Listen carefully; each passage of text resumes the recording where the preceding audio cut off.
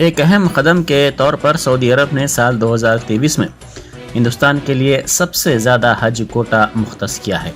जारिया साल 1,75,025 आज़मीन हज की सादत हासिल करेंगे। दोनों ममालिक में इस खुसूस में जिद्दा में माहिदा हुआ। सऊदी अरब के हज व उम्रा के नायब वज़ीर आज़म डॉक्टर अब्दुल फ़तेह बिन सुलेमान माश और हिंदुस्तानी कौंसल जनरल मोहम्मद शाहिद आलम ने इस माहिदे पर दस्तखत किए।